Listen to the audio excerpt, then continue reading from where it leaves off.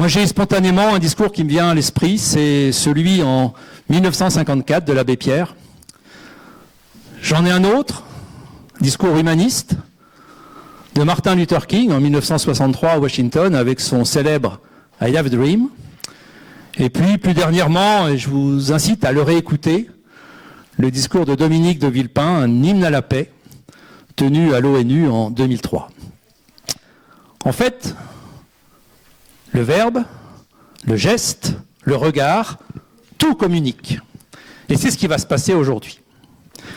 Alors avant de démarrer et de vous expliquer ce que l'on va faire cet après-midi, je voudrais vraiment remercier, et ce n'est pas à titre protocolaire, mais c'est vraiment sincère, CI-Tech de nous accueillir avec son directeur qui est là, à qui je vais donner la parole pour qu'il va vous dire deux petits mots, directeur Monsieur Garcia.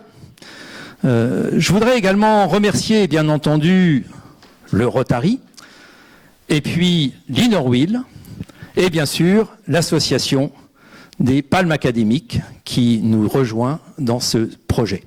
Je suis Gérard Poète, je suis le vice-président du Rotary Pau-Jurançon et j'ai un grand plaisir de vous accueillir pour cette 31e édition du concours d'éloquence. Avant de te passer la parole, je voudrais aussi remercier un homme sans lequel rien de ce qui se fait aujourd'hui n'aurait pu se faire.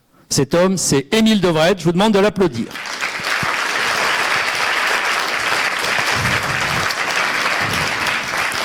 Merci Émile et merci aussi Elisabeth, son adjointe aujourd'hui. Vous avez dû user de beaucoup d'éloquence pour convaincre certains proviseurs qui étaient peut-être parfois sceptiques sur ce concours d'éloquence. En tout cas, merci à vous deux. Si on est là aujourd'hui, si les candidats sont là, eh bien c'est grâce à vous deux. Et puis, bien entendu, bienvenue également aux parents, aux amis, peu importe, à la famille, à tous ceux qui vont venir soutenir les candidats. Je te donne la parole tout de suite et je la reprends après. Merci beaucoup. Moi, donc, je suis Thierry Garcia, je suis le nouveau directeur de CY-Tech Pau. Donc, CY-Tech, c'était une ancienne école d'ingénieurs privée qui est devenue école publique. On est une grande école publique associée à Cergy. Alors, c'est un peu particulier parce que on est sur Cergy, mais on est totalement de Pau, sur toutes les personnes. Et donc, je vous accueille au nom de l'équipe pédagogique, au nom de l'équipe administrative sur Pau. Et concernant les jeunes qui vont passer, on fait un diplôme d'ingénieur. Qui dit diplôme d'ingénieur, on a une grosse partie qui concerne la communication. Et le gros avantage d'un ingénieur, c'est de savoir communiquer. Alors déjà, venir présenter un sujet tel que vous l'avez au niveau de le concours d'éloquence est extrêmement porteur, dans le sens où c'est déjà une réussite, quel que soit le résultat du concours. Déjà faire l'effort de venir faire un concours d'éloquence, ça vous servira. Et donc il faut savoir que si un jour vous êtes attiré par l'ingénierie, garçon, fille, peu importe, il faut savoir que l'école d'ingénieurs a justement besoin de personnes qui savent communiquer. Communiquer entre les étudiants, communiquer avec l'extérieur, communiquer avec les entreprises. Je vous souhaite tout le bonheur et je vous souhaite une bonne réussite pour votre concours et à très bientôt. Merci de ces mots chaleureux. Alors on m'a demandé de faire court et percutant, c'est assez difficile pour moi parce que j'ai plutôt pour habitude de faire long et ennuyeux, mais je vais quand même essayer de donner le fonctionnement de cet après-midi, mais avant, je voudrais accueillir l'inspecteur académique, son adjoint, Monsieur Laurent Weinberg, qui va nous dire également un petit mot. Merci. Laurent. Bonjour à... Merci d'applaudir avant, comme ça me dispense de faire des efforts d'éloquence. Bienvenue à toutes et à tous. D'abord un mot aux candidates et aux candidats. Félicitations pour avoir eu le courage d'entrer dans cette compétition. Félicitations pour être arrivé là. Et soyez sereins malgré le stress, malgré le trac. Ayez confiance en vous. Allez-y sereinement. Nous sommes un jury bienveillant. Je vais essayer de présider ce jury qui est expérimenté. On va vous donner dans un instant les critères, on va vous rappeler les critères sur lesquels nous allons essayer de vous départager. Mais voilà, vous ne jouez pas votre vie, mais vous allez essayer de nous convaincre par l'art oratoire, ce sens de l'éloquence auquel vous travaillez depuis que vous avez Depuis que vous êtes né, depuis que vous avez abordé le langage et que vous travaillez à le maîtriser, vous avez eu des épreuves orales au cours de votre scolarité, vous en avez encore devant vous. Vous savez que la maîtrise de la parole peut donner des ailes, peut donner des armes, peut faire déplacer les montagnes. Un autre discours auquel je voudrais faire référence, c'est celui du général de Gaulle le 18 juin, un certain appel. Je le cite parce que j'ai vu tout à l'heure sur le site du Monde que son appel n'a pas été enregistré, mais qui vient d'être reconstitué par des moyens technologiques, par la voix d'un comédien.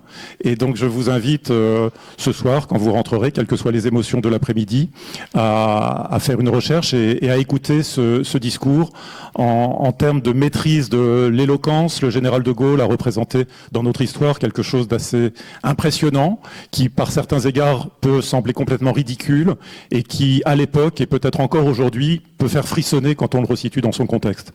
Alors je dirais juste, nous attendons de frissonner en vous écoutant. Merci. Donc on a aujourd'hui 12 candidats. Ces candidats vont avoir en effet 7 minutes pour convaincre leur jury par rapport aux différents sujets qu'ils auront choisis. Donc il y avait en effet un sujet imposé que ne renierait pas notre philosophe mexicain, puisqu'il a en effet, Fernando Cuevas écrit un livre qui s'appelle « De la haine à l'amour », et en effet le sujet est un sujet qui est une phrase qui est issue d'une phrase de Saint-Exupéry qui dit « Si je diffère de toi, loin de te léser, je t'augmente ». C'est ce que l'on appelle, ou ce qu'il appelle, l'altérité. Voilà. Donc, sur un plan pratique, il y a donc 7 personnes qui constituent le jury, qui vont juger les 12 candidats sur des critères à la fois de forme et des critères de fond. Donc, je ne vais pas vous lister tous les critères de forme et tous les critères de fond, ça serait peut-être un peu long. Non, vous voulez que je vous les cite? Alors, je peux vous les citer. Le débit de parole, la voix, la gestuelle, le respect de l'horaire, la tenue, sachant que sur le respect de l'horaire, je serai le monsieur loyal puisque je vais chronométrer chaque candidat. Et quand le candidat arrivera à 1 minute de la fin, je lui ferai un petit signe pour lui dire qu'il lui reste 60 secondes. Ensuite, sur le fond, bien entendu, la précision, la pertinence, la logique de l'argumentation, l'originalité du sujet et puis, bien sûr, la force de conviction. Voilà. Donc, chaque critère est noté sur 10, et donc ces 10 critères donneront une note sur 100, qui sera ensuite délibérée lors d'un jury final à l'issue de l'ensemble des candidats que nous aurons audités. Les 3 meilleurs candidats, bien sûr, seront automatiquement inscrits à la finale qui se déroulera le 25 février à Bordeaux. Nous avons eu l'année dernière, mais je parle sous le contrôle d'Émile et d'Elisabeth, 2 candidates, une de Saint-Jean et une de Saint-Dominique, je crois, qui ont fini 3e ex-aequo à Bordeaux. En tout cas, donc, le Béarn a été très bien représenté dans cette finale. Voilà, je ne m'étends pas plus longtemps, je vais donc appeler le premier candidat, qui est une fille, puisqu'il s'agit de Majesté Labourdaine, Anne.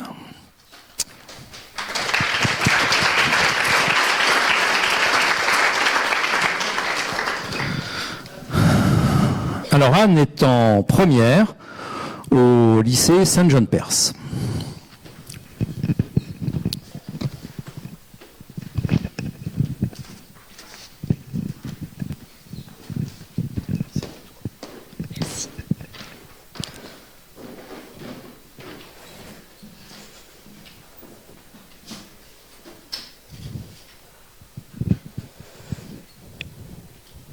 Bonjour, je m'appelle Anne, je viens du lycée Saint-John-Perse et je vais vous présenter le droit à mourir avec dignité.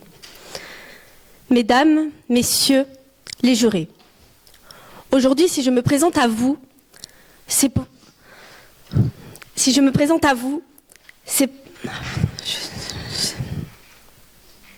Mesdames, messieurs, les jurés, aujourd'hui, si je me présente à vous, c'est pour défendre un sujet universel, le droit à mourir avec dignité, plus communément appelé l'euthanasie. Oui, vous l'avez bien compris, Du haut de mes 16 ans, je viens à vous pour défendre la fin de vie assistée. Enfin, la fin de vie, la mort. La mort, un mot si cru et d'une brutalité épouvantable qu'une multitude d'hommes ont peine à le prononcer. On utilise des euphémismes. Il est parti, il nous a quittés, il s'est en allé. On dresse un linceul pour couvrir la plaie que ce mot exalte.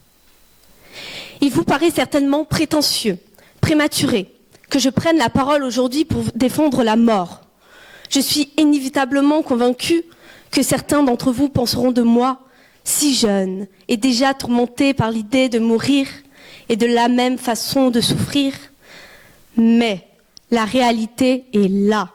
Ma jeunesse ne me protège pas de l'expérience de la mort. Par mon histoire, je peux assurer que tous les hommes sont mortels. Nul ne sera épargné par la mort. Et comme le dit si bien Clément Moreau, la mort est fin et principe de vie. L'homme, tôt ou tard, jeune ou âgé, succombera à ses souffrances. Se présente alors, pour tous, la nécessité de pouvoir choisir la manière par laquelle nous quitterons ce monde. Trop souvent, on en tient l'homme à des fins perdues. À l'heure actuelle, la loi française consent l'euthanasie passive et criminalise l'euthanasie active. En d'autres termes, on accepte l'idée de renoncer à la mise en œuvre de mesures de maintien de la vie. Selon la loi Leonetti de 2005, le patient souffrant d'une maladie incurable peut être dans le droit de refuser de s'alimenter, de mettre un terme à ses traitements ou encore de bénéficier de traitements antidouleurs bien qu'ils accélèrent la fin de vie. En revanche, on réfute l'idée de donner intentionnellement la mort par injection létale et de la même façon, on nous prive d'une liberté fondamentale stipulée dans la Déclaration des droits de l'homme et du citoyen, la liberté de disposer de son propre corps. On réfute l'idée de donner le pouvoir de la mort à la médecine. Pourtant, la loi française n'est-elle pas finalement notre propre bureau? Elle nous impose la vie lorsque la maladie nous soumet à l'inertie. Elle nous impose la vie lorsque la maladie nous détruit. Victor Hugo a écrit dans Le Dernier jour d'un condamné « Les hommes sont tous condamnés à mort avec des sursis indéfinis. » Puisqu'inéluctablement, les lois de la nature ont affligé les hommes des pires horreurs, tumeurs, cancers, puisqu'elles ont écourté leur passage sur Terre, qu'elle leur a infligé la peine capitale. Est-il vraiment nécessaire de les tenir prisonniers, attendant que la mort vienne les libérer? Nous le savons, personne ne ressort des soins palliatifs. Ils sont condamnés. Leurs perfusions font office de menottes, leurs chambres des cellules, et l'euthanasie passive pour certains leur peine. Ceux qui sous-entendent une forme de lâcheté dans le désir de se donner la mort, et je les devine, ceux qui sous-entendent une forme de lâcheté dans le désir de se donner la mort. Sachez bien que je suis entrée dans ce service, les soins palliatifs, le 31 mars 2022. Je traversais le souffle court, ces couloirs morbides. Mes yeux s'attardaient sur chaque chambre. 314, 313, 312, 311. Des hommes, des femmes, des jeunes, des aînés, mon père. Tous démunis. Tous d'une maigreur épouvantable, d'une blancheur abominable. Tous alités, ne pouvant à peine distinguer la lumière de dehors. Tous, la porte ouverte, accueillant la mort comme une bénédiction. Je vous l'assure, plus qu'aucune autre, ce jour-là, croyez-moi, j'ai compris qu'il n'existait aucune forme de lâcheté dans le désir de mourir apaisé. J'ai compris ce que voulait dire la détresse des hommes désemparés face à la mort. Ceux qui prétendent que la justice est bien faite, qu'elle accompagne au mieux ces mourants. Qu'en est-il de ces oubliés de la justice, ceux qui ont demandé en vain le droit à mourir avec dignité?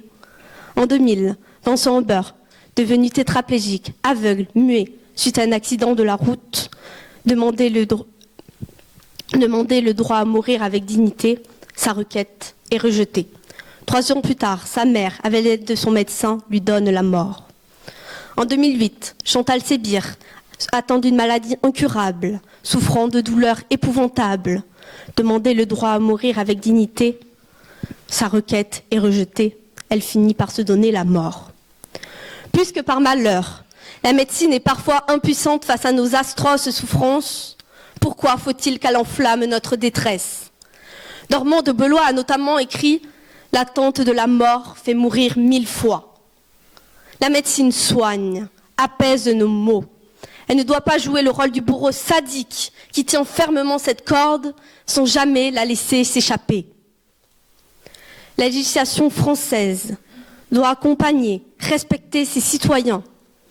Elle ne peut pas se permettre d'en écarter, qu'importe leur choix de fin de vie. Et ainsi, si aujourd'hui je me suis présentée à vous, c'est par la conviction que l'euthanasie ne doit plus être considérée comme un crime par la législation française, mais comme un choix.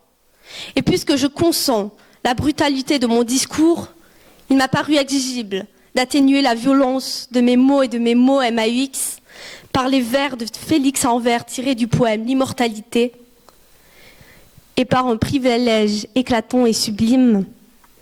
Quand il meurt ici-bas, l'homme naît dans le ciel, car Dieu le fait mourir pour le rendre immortel.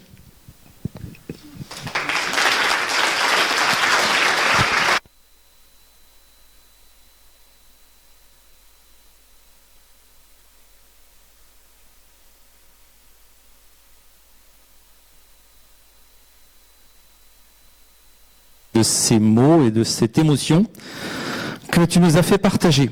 Donc, deuxième candidate, c'est toujours une fille. Il y a beaucoup de filles aujourd'hui. C'est Sarah Mariotti-Chauveau du lycée Saint-John qui a choisi en effet la phrase de Saint-Exupéry. Si je diffère de toi, loin de te léser, je t'augmente. Sarah.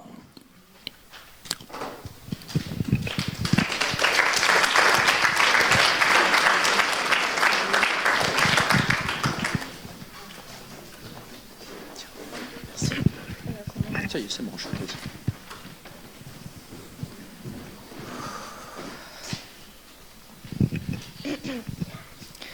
Bonjour à tous, je m'appelle Sarah, je suis en terminale au lycée Saint-Jean-de-Perse à Pau et je vais vous présenter aujourd'hui le sujet « Si je diffère de toi, loin de te léser, je t'augmente ».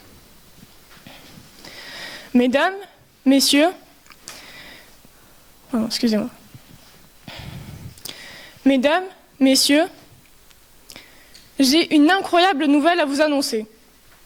Je ne suis pas vous, je suis l'autre. Cette différence, quelle influence peut-elle exercer à votre égard? Ma différence pourrait-elle vous diminuer ou au contraire contribuer à vous enrichir? Tout d'abord, l'altérité. Que cela signifie-t-il? Il s'agit de la reconnaissance de l'autre dans sa singularité, comme le souligne la définition communément acceptée. Un concept philosophique signifiant le caractère de ce qui est autre. L'écrivain Antoine de Saint-Exupéry illustre parfaitement à travers la citation « Si je diffère de toi, loin de te léser, je t'augmente » dans son ouvrage « Lettre à un otage », l'idée selon laquelle l'altérité est une richesse. En effet, il fait une éloge de l'amitié en prônant la tolérance, l'acceptation de l'autre au sein des relations. Je cite « Ce ne sont pas mes formules, ni mes démarches, qui t'ont jamais instruit sur qui je suis.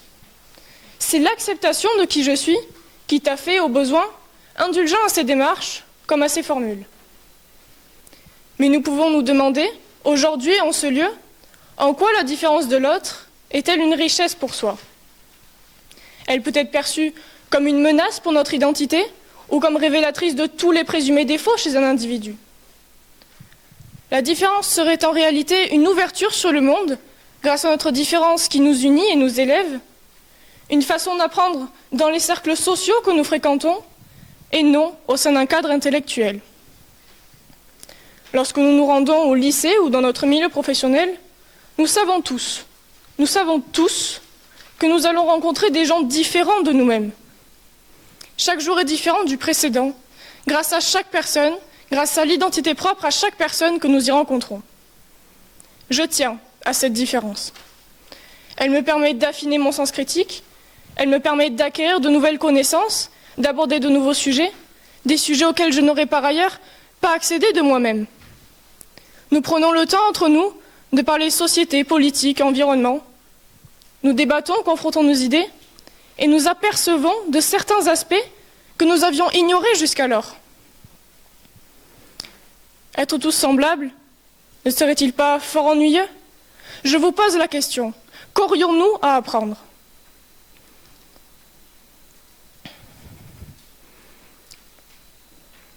Certes, je vous l'accorde, cela serait sûrement plus confortable. Nous aurions sûrement le sentiment d'être compris ou acceptés par quiconque. Mais quel intérêt aurais-je à dialoguer avec moi-même?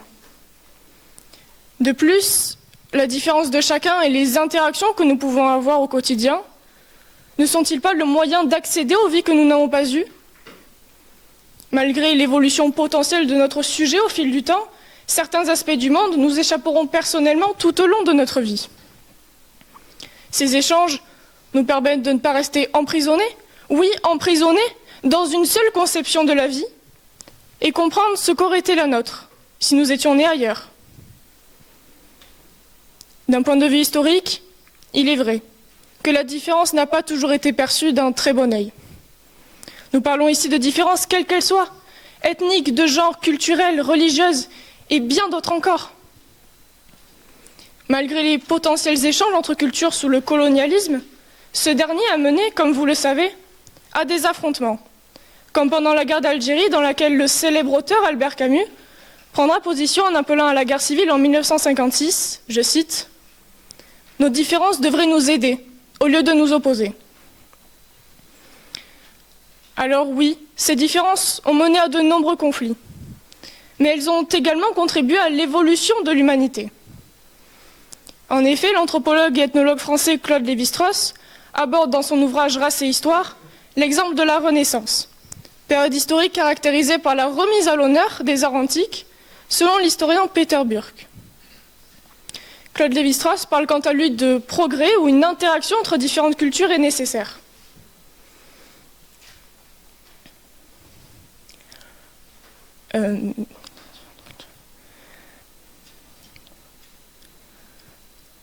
En effet, comme il le dit si bien, aucune culture n'est seule. Elle est toujours donnée en coalition avec d'autres cultures, et c'est cela qui lui permet d'édifier des séries cumulatives. À titre d'illustration, nous pouvons citer quelques inventions étrangères qui ont contribué au développement technique occidental.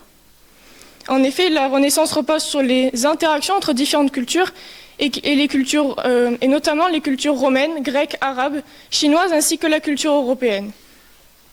Par exemple, Wang Zhen invente en 1298 un système de table tournante, ancêtre de l'imprimerie venant de Chine, et ancêtre de l'imprimerie qui a été introduite en Europe en 1450 par Johannes Gutenberg. Mais vous êtes-vous déjà demandé quelles autres inventions européennes sont inspirées de découvertes étrangères?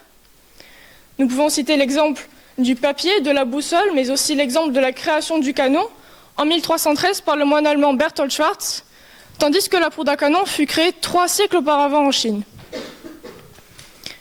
Alors oui, nous pouvons dire que quelle que soit l'époque, il existe une certaine solidarité entre civilisations qui les a unies dans leur développement.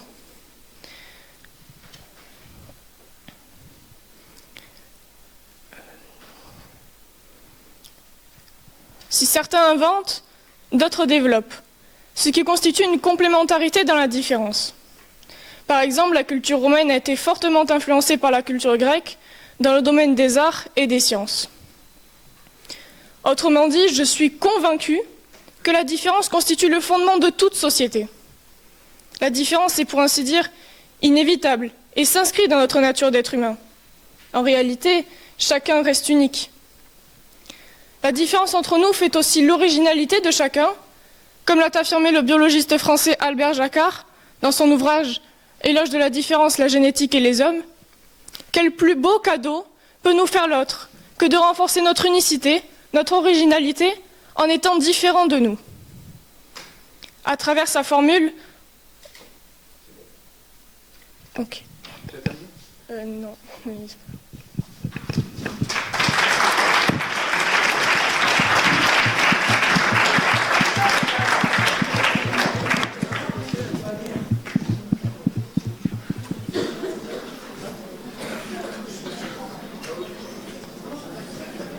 C'est forcément un peu frustrant, mais bon, c'est la règle. 7 minutes, c'est 7 minutes. Bien. On va accueillir maintenant un garçon, Alban Rochelois, qui est en terminale à Saint-John et qui a choisi la figure imposée, la phrase de Saint-Exupéry. Alban, c'est à toi. Bernard Irigoyen qui nous rejoint, qui est membre du jury. Bernard, va t'asseoir parce que tu vas pas rester... Si, tu vas pas rester sur les marches, ça fait pitié. Donc, faites-lui une petite place, peut-être soit ici, à côté de Patrice, voilà, fais-lui une place. Voilà. Est-ce que tu as une fiche de notation? Alors, c'est toujours les gens qui arrivent en retard, c'est Alban, bon, je suis désolé, mais on peut refermer la porte, voilà. On est prêt? Bon, parfait. Alban, j'ai chauffé la salle, à toi de jouer.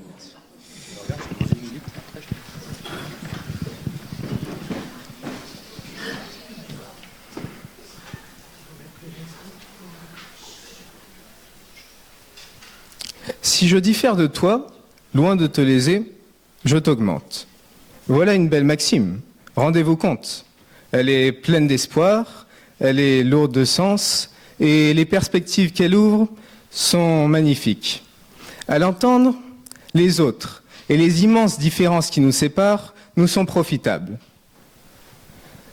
La foule des habitants qui peuplent notre planète devient alors une foule amicale, splendide dans sa diversité. Lorsque Saint-Exupéry écrit cette phrase, c'est pour parler d'idées, et même de politique. L'homme à qui il s'adresse est son ami, et comme c'est un bon ami, il n'exige de lui l'adhésion à aucun dogme, ni ne lui demande de renoncer à sa patrie intérieure. Pour l'ami, Saint-Exupéry est un représentant d'amour et de passion nouvelle que la discussion permet de découvrir et de mieux comprendre.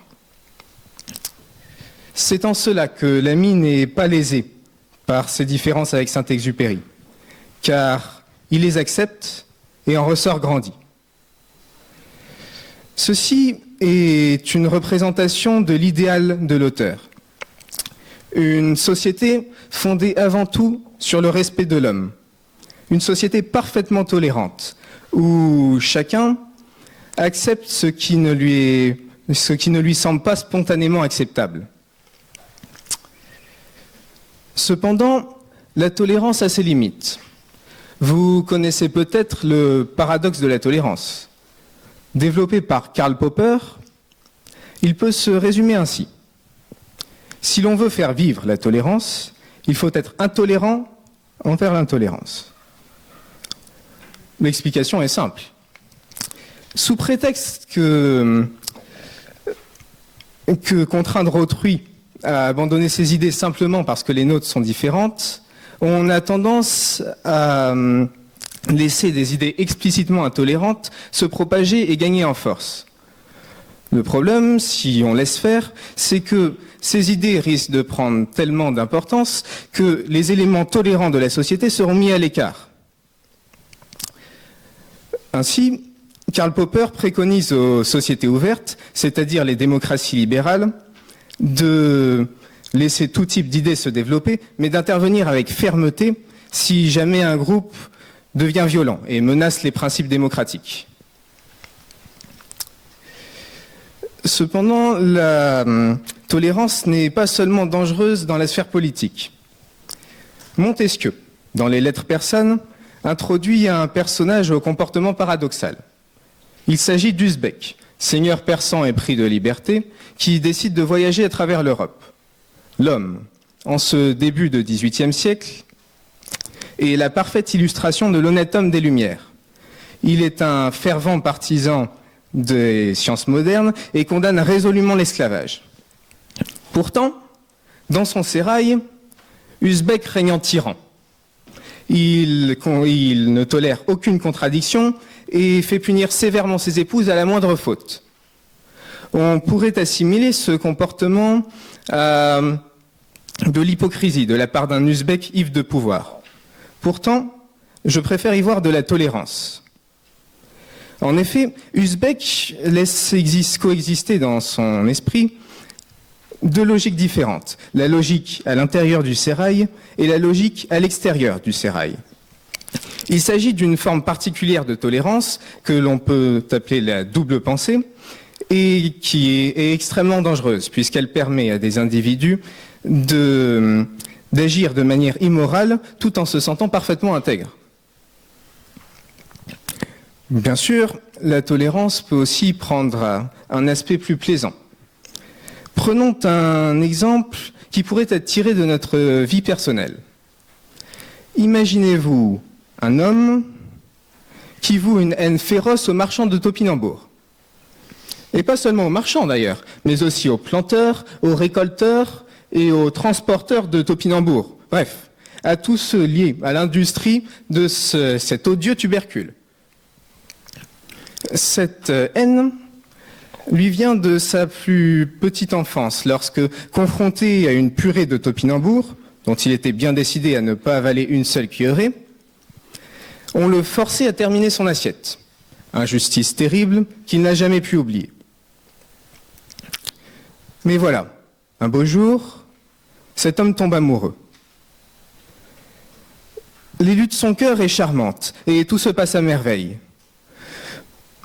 Malheureusement, en amour, rien n'est jamais aussi facile, et la belle, sous ses airs angéliques, est en fait l'employée d'une entreprise qui s'occupe de multiplier les usages culinaires du topinambour. Frites de topinambour, gelée de topinambour, entrecôte de topinambour, tout y passe.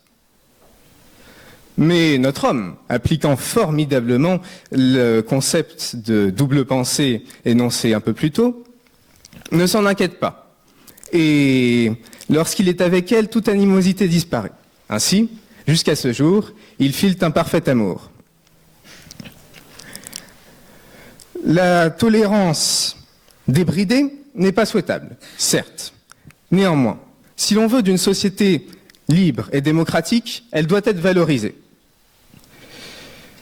Et de plus, s'il faut toujours garder à l'esprit ces dangers, la tolérance peut aussi amener à des situations fantastiques. Ainsi, si l'on veut du respect de l'homme voulu par Saint-Exupéry, il faut que partout se développe le désir de bâtir une société fondée sur le respect et la fraternité. Alors seulement, l'humanité pourra avancer vers l'édification de cette société, pacifique et éclairée. Merci.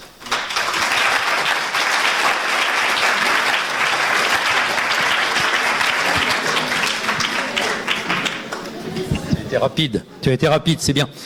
Donc on va continuer. Il y en a qui n'ont pas compris l'histoire des téléphones, parce que j'en ai entendu un. C'est pas bien ça. On va me faire venir sur scène celui qui a sonné. Il va nous faire un discours sur l'utilisation du mot silencieux. Alors, on va accueillir maintenant Aya Lachab, qui est en première à Saint-Dominique.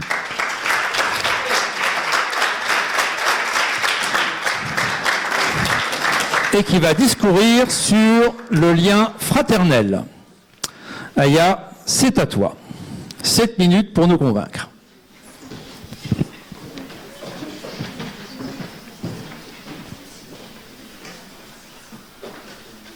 Bonjour à tous. Frères, sœurs, mon frère, ma sœur, vos frères et sœurs, les aimons-nous?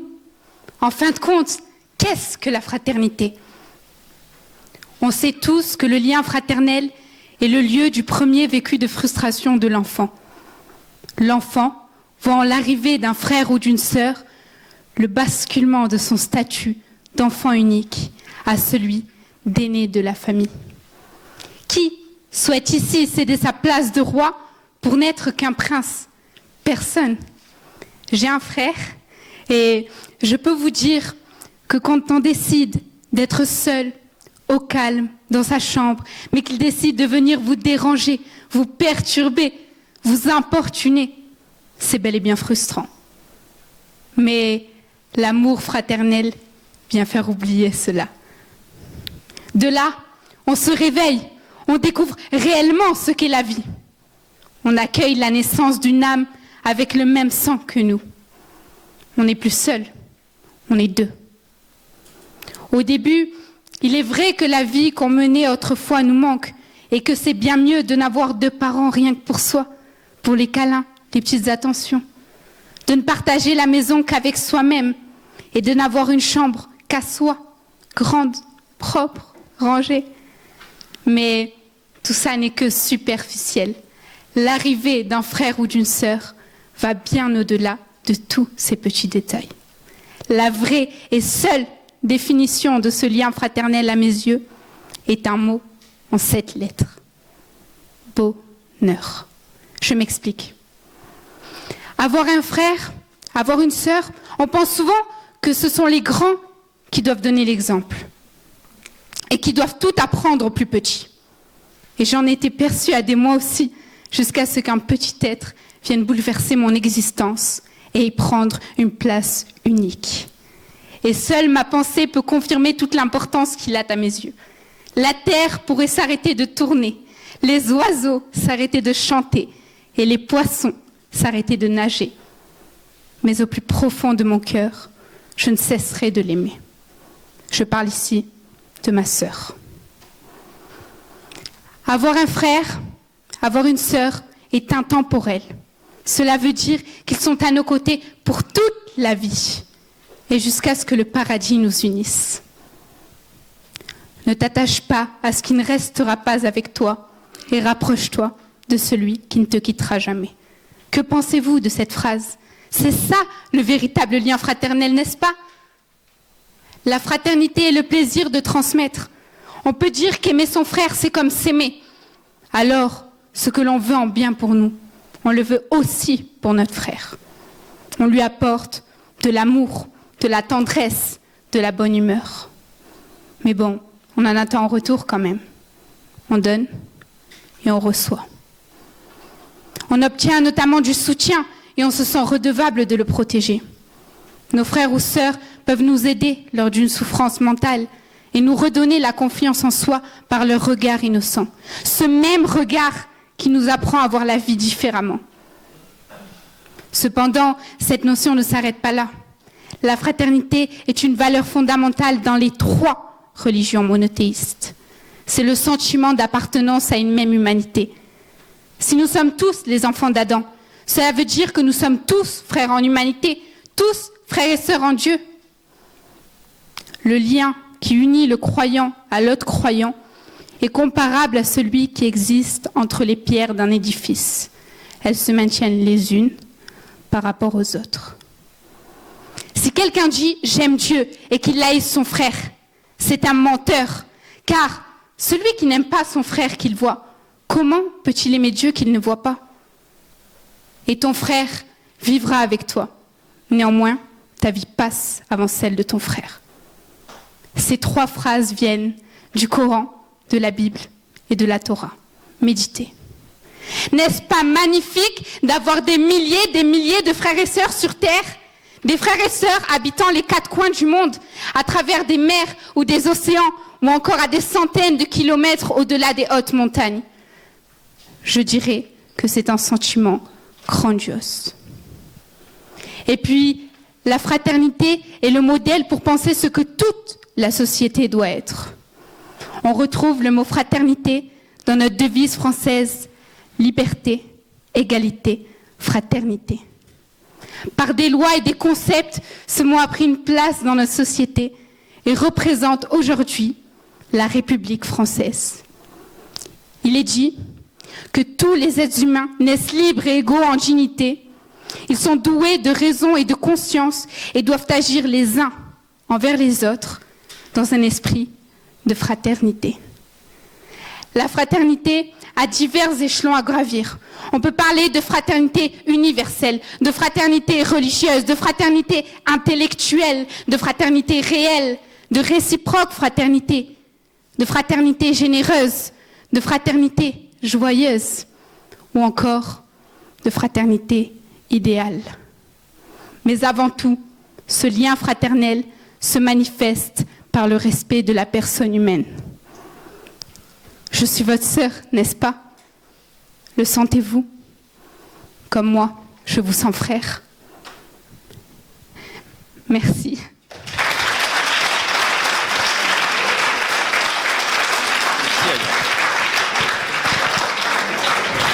Merci Aya pour cette leçon de vie. Vous avez une petite modification à faire sur vos listes puisque la candidate suivante, ça n'est pas la liberté d'apprendre, mais le sujet c'est le savoir. Donc corrigez vos feuilles sur cette thématique. Et je vais l'appeler maintenant Alina, donc du lycée Saint-Dominique, qui est en première et qui va nous discourir sur le savoir.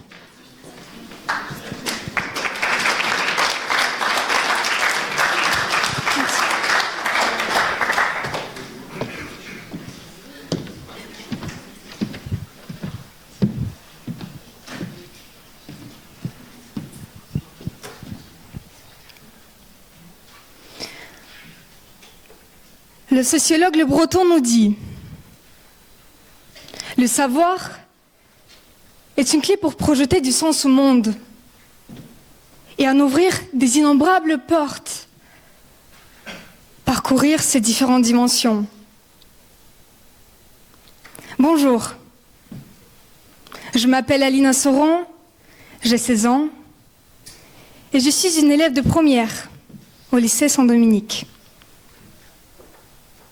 Pourquoi aujourd'hui vous parlez du savoir? Parce qu'il me semble que ce mot englobe toute l'humanité. Les civilisations, les sociétés, les individus. Qu'il prend toutes les postures de l'esprit et du corps.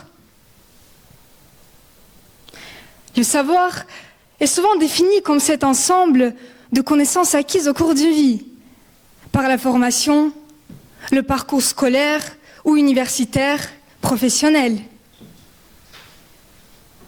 Tout savoir peut être partagé, même les plus modestes, et contribue aux connaissances.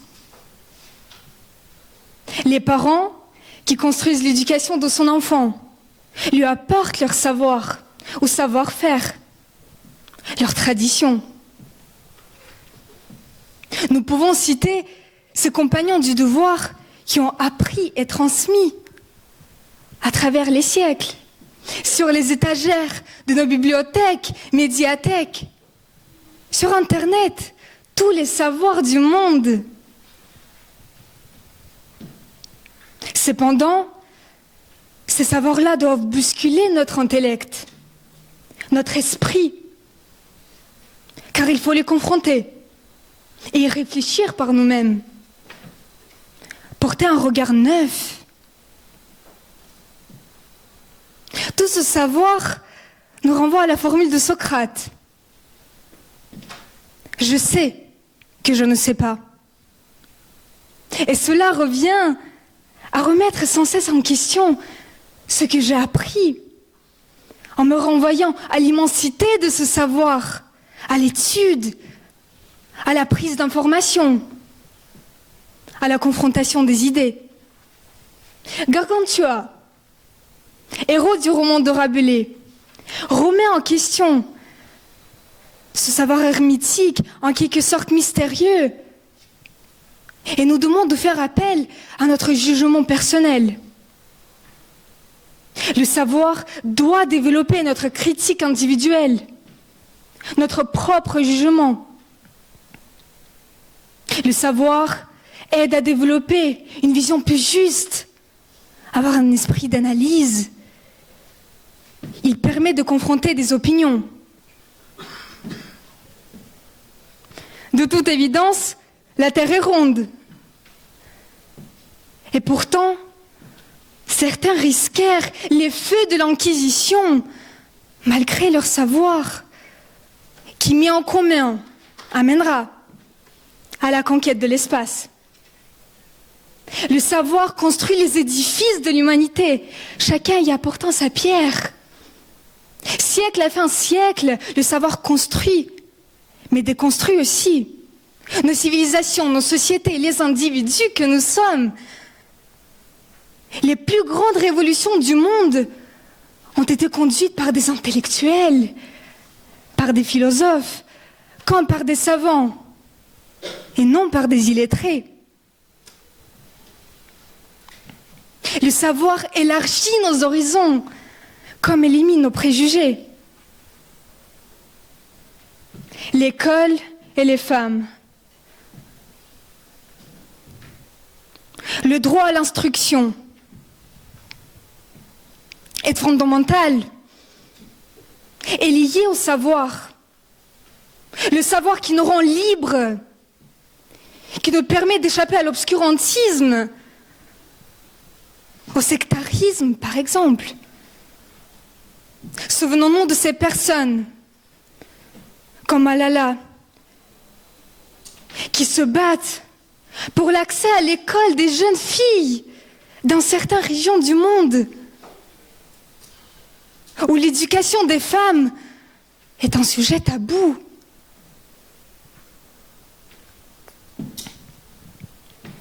Ces personnes qui se battent pour que ces petites filles aient l'accès à ce savoir et le droit à la réflexion,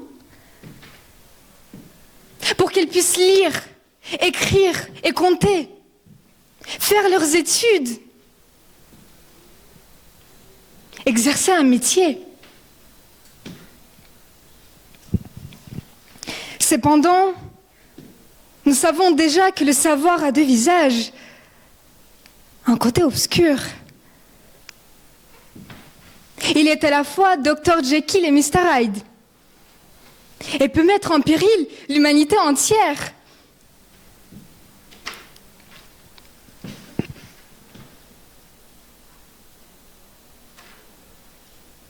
L'homme est éternellement à la poursuite du progrès, dans le but de son propre bonheur.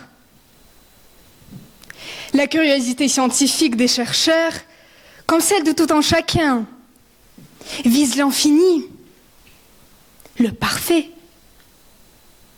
Souvenons-nous des périodes sombres de l'histoire des hommes, où le savoir s'adonne au mal, à l'expérimentation sans morale, sans loi. Un savoir au service de l'horreur.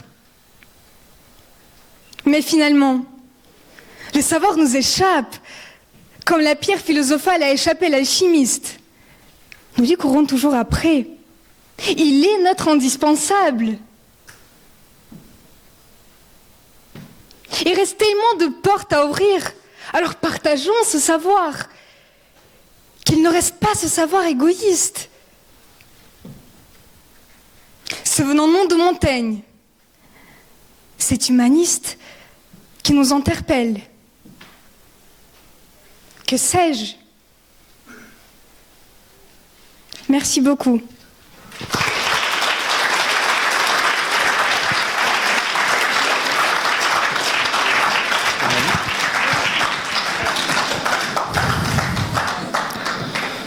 Merci Alina, en tout cas tu as un très beau savoir-être. On va maintenant on reste toujours à Saint-Do avec Johan Lalande qui va nous parler de la vie.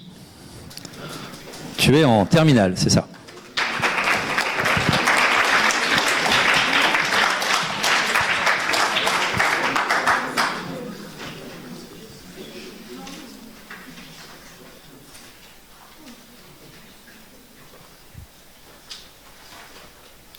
La vie.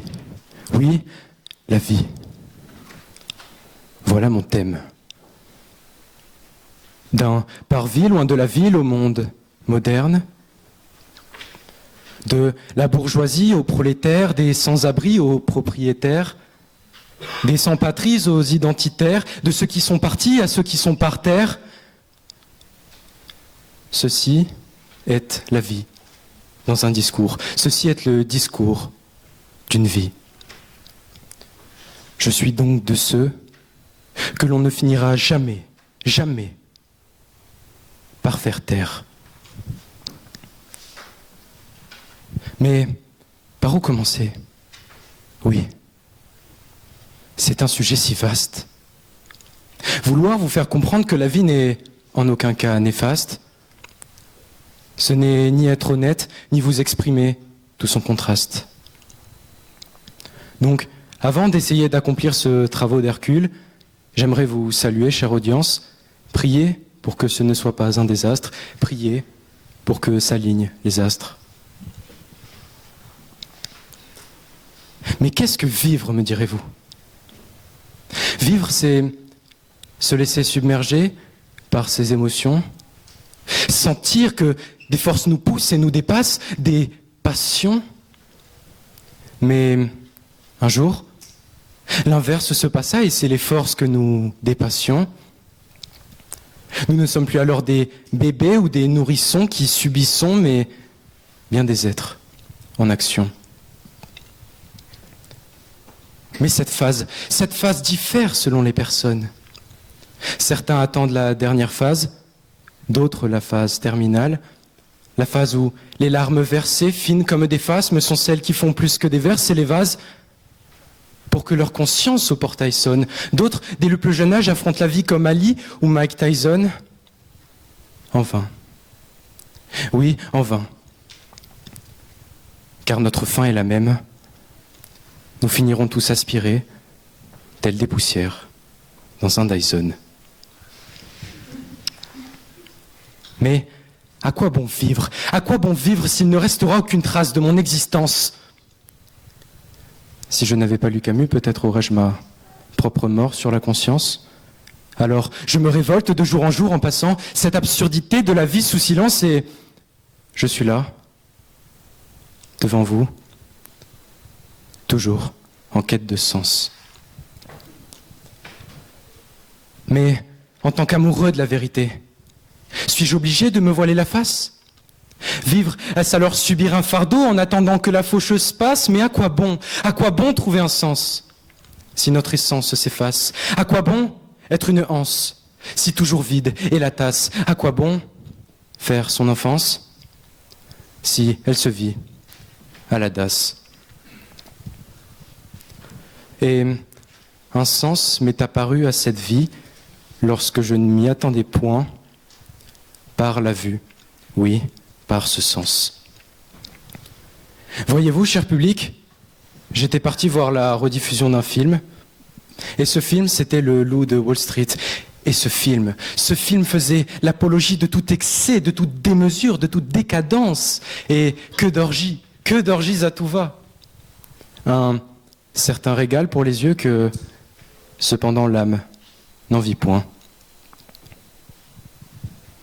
Et je me suis demandé si ce n'était pas cela, le réel sens de la vie, s'affranchir des règles imposées par la société et par la conscience des autres pour créer ses propres règles à travers sa propre conscience, sortir de la morale et de la mesure pour ne plus subir la société, mais au contraire, la dépasser et faire subir aux autres ce que vous êtes. Mais qui fait subir aux autres qui il est? Qui fait subir aux autres ses propres décisions? Le roi? Oui, le roi, voilà ce que vous êtes. N'est-ce pas magnifique?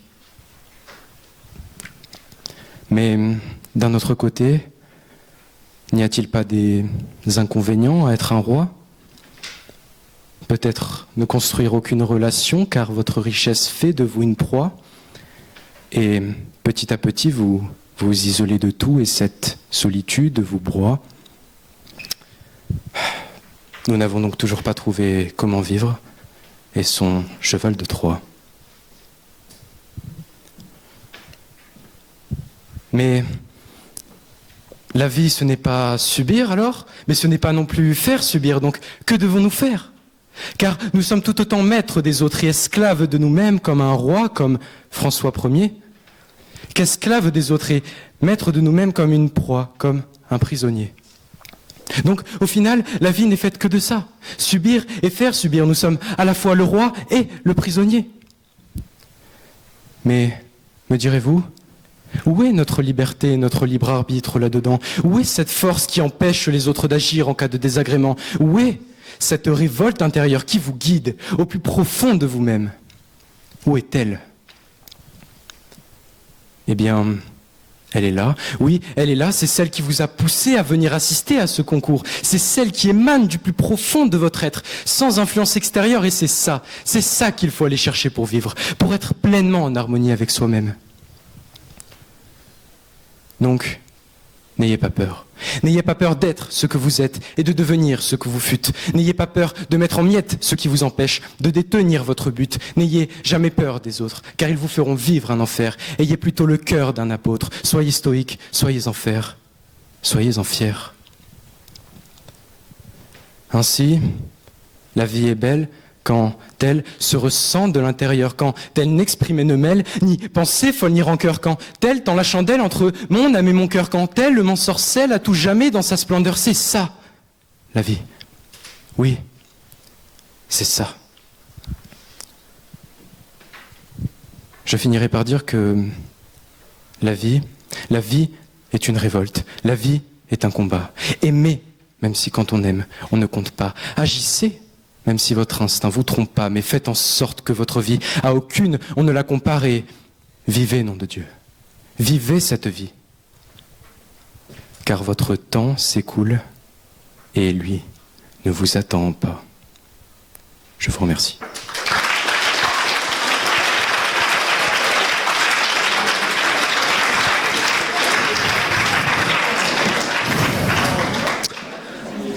Alors, je vais appeler maintenant Pauline Dutilleul, donc, qui est en première à Saint-Dominique et qui va nous parler de la liberté d'apprendre.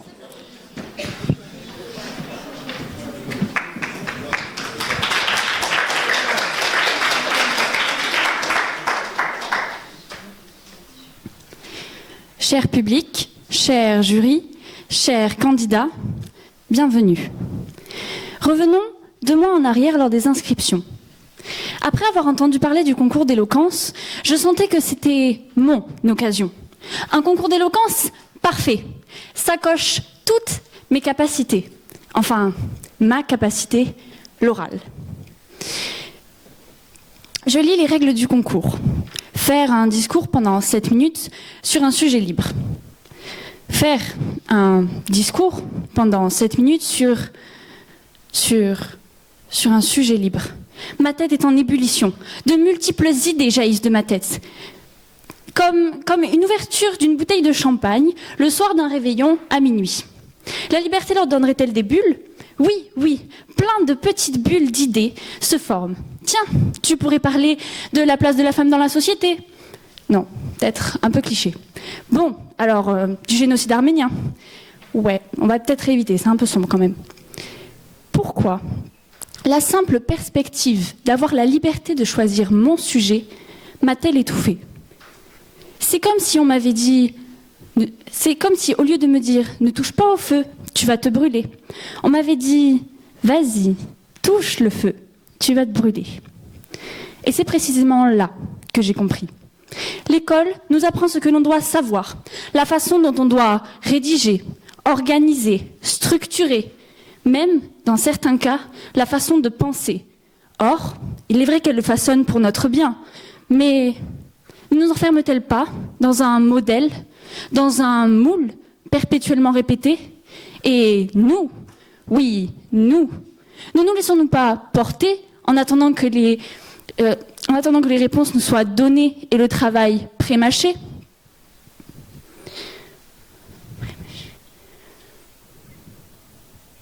Pardon, désolée.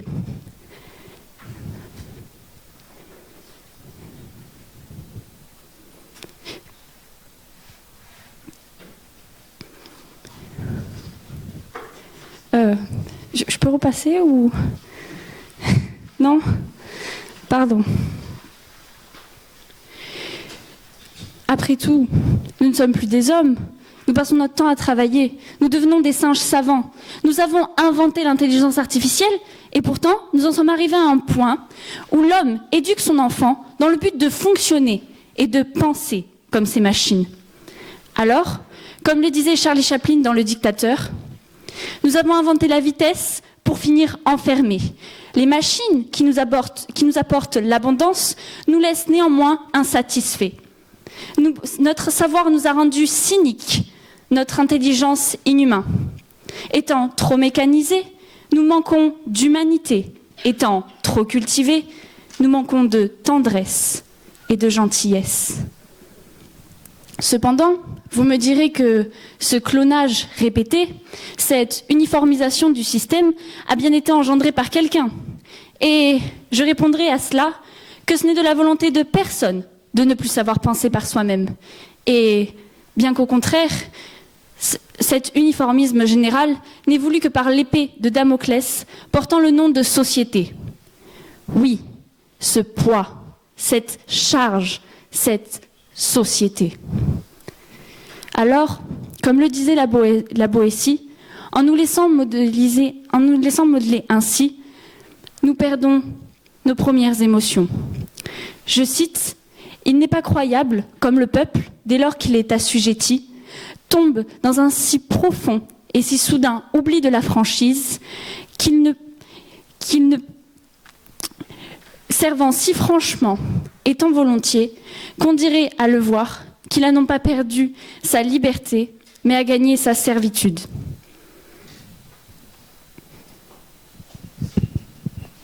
Non.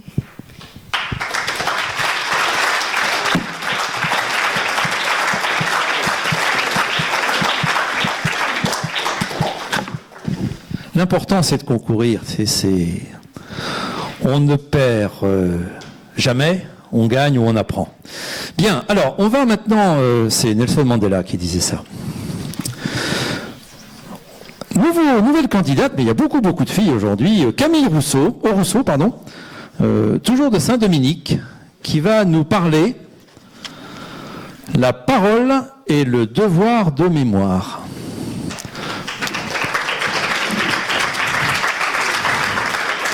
Camille, à toi. Merci.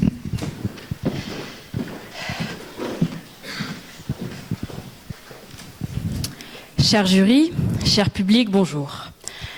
Je voudrais tout d'abord commencer par vous poser une question.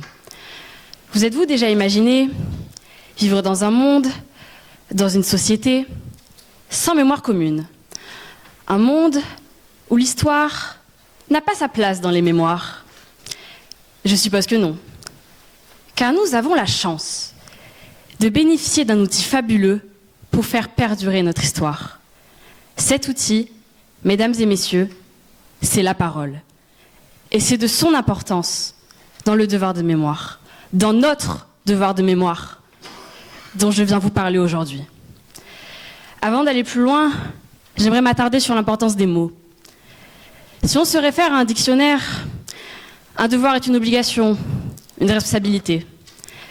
Dans ce cas précis, cette responsabilité nous englobe tous. Vous, mais aussi vous et moi-même. C'est celle de parler et de transmettre. Et puis la mémoire. Comment peut-on définir la mémoire? La mémoire est celle qui lie les anciens aux plus jeunes. Elle est celle qui cimente notre société.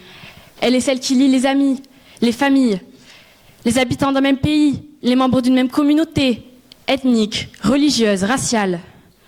La mémoire va bien au-delà du rôle qu'on lui attribue habituellement. Je parle de celui de l'utiliser pour ne plus reproduire les erreurs passées. Non, elle est bien plus que ça. La mémoire est le marchepied vers le meilleur. Elle est celle qui nous empêche de vivre dans le passé tout en le gardant à l'esprit. Mais elle ne connaît qu'un seul moyen de commencer et de perdurer. C'est la parole. Sans la parole, aucun livre n'est écrit, aucun film n'est produit, aucun document ne pourra trouver ses preuves. Car la parole de celui qui affirme « j'y étais et je l'ai vécu » vaut plus que 1000 images. Ainsi, tout commence par la prise de parole de celui qui a vécu.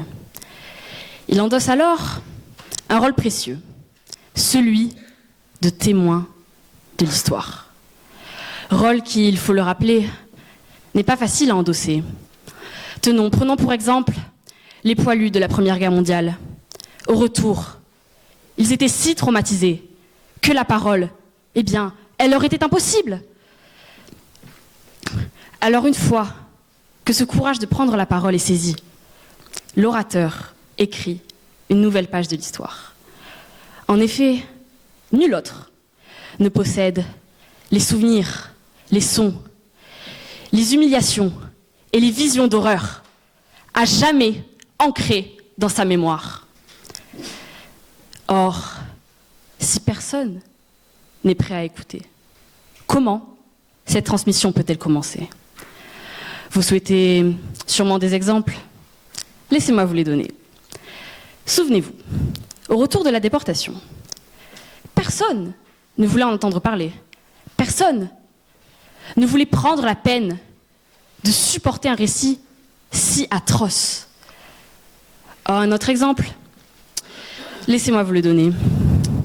Souvenez-vous, le débat qui avait entouré l'entrée du génocide arménien dans les manuels scolaires.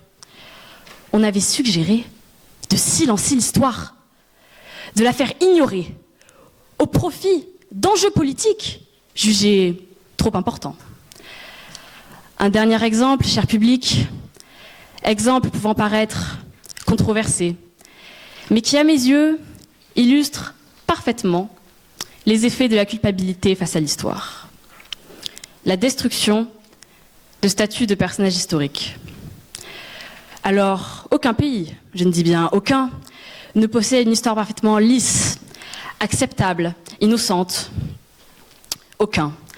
Mais cependant, vouloir détruire une partie de cette histoire, cela reviendra à quoi ?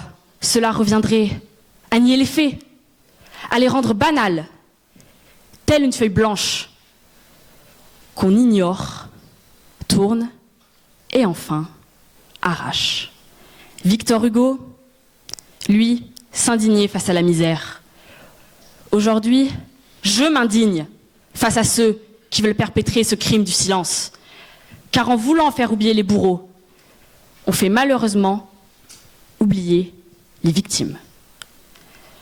Ainsi aujourd'hui, à l'ère des derniers survivants, c'est à notre tour de prendre ce rôle de témoin de l'histoire. Car cette dernière a la fâcheuse tendance à se répéter. Simone Veil, tiens, elle qui a si bien connu les atrocités de l'histoire, disait « La barbarie ne meurt jamais ». Eh bien, Madame Veil avait malheureusement raison cette fois-ci. On l'a vu avec les génocides au Rwanda ou au Cambodge. Alors aujourd'hui, écoutez, parlez, résistez face à la haine de l'autre, face à l'ignorance. En transmettant la mémoire de l'histoire, on se forge un esprit critique, une conscience, la volonté du plus jamais ça qu'ont exprimé les derniers survivants devient la nôtre. Je viens aujourd'hui vous dire que vous devez parler, prendre la parole, cette parole par laquelle l'histoire fait son chemin et nous rappelle constamment que rien ne peut ni ne doit être oublié, ni les coups, ni les cris, ni les humiliations, ni les maladies, ni le froid, ni la faim, et encore moins les morts. Aujourd'hui, les lieux ayant habité les pires tragédies sont comblés par le silence. Silence que l'oubli n'a pas le droit de rejoindre et que la mémoire, par notre parole, habitera toujours. Merci de votre attention.